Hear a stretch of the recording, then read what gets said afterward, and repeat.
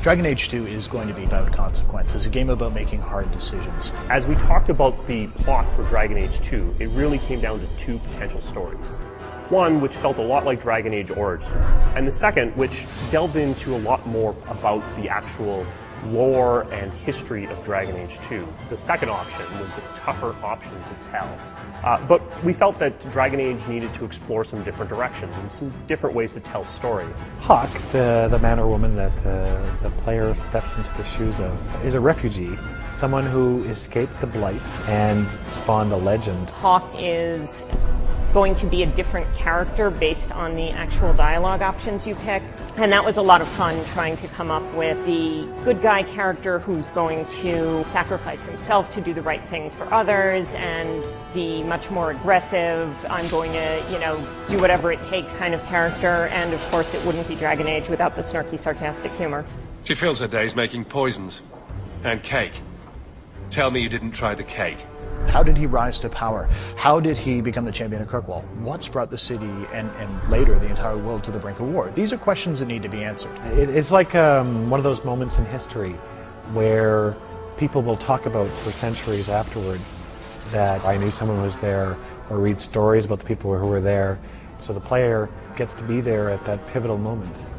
So we got together to talk about ways we could do this, the way we could tell a decade worth of history in a single game. And out of those explorations, that's where the frame narrative came from. A story within a story became key.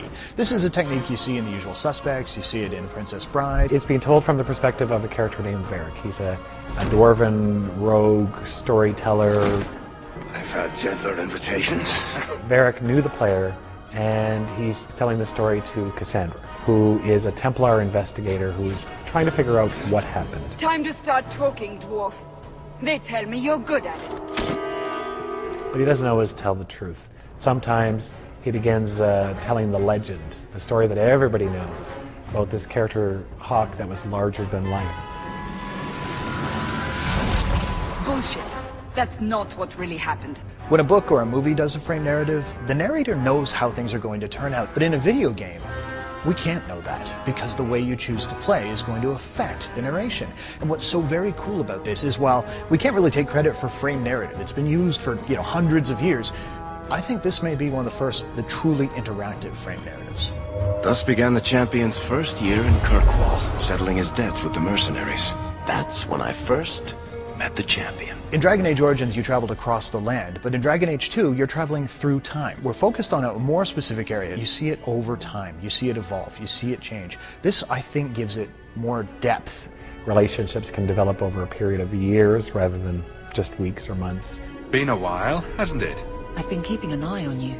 On one hand, an adventure tale isn't necessarily about romance, but on the other hand, what adventure tale, what science fiction or fantasy tale have you ever seen that didn't have some element of romance?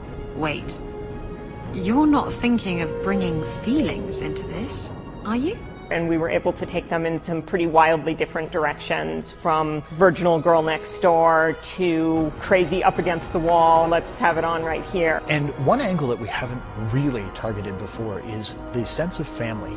The sense that Hawke is not some character who just washed up on a beach with no history, nothing to back him up. He's got a mother, he's got siblings, and they come with him. Will we see rivalry? Yes. Will we see jealousy? Yes. Will we see genuine affection? Yes. We're running from your bloody Templars. I'm in charge. You do what I say. Right, brother.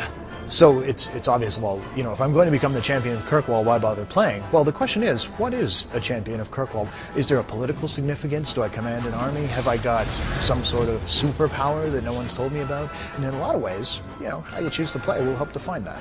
It would have been very easy for us after Origins to sit on our laurels and just do what was already successful and not try anything new. But I think the thing that Bioware does that's great is we're always interested in evolution.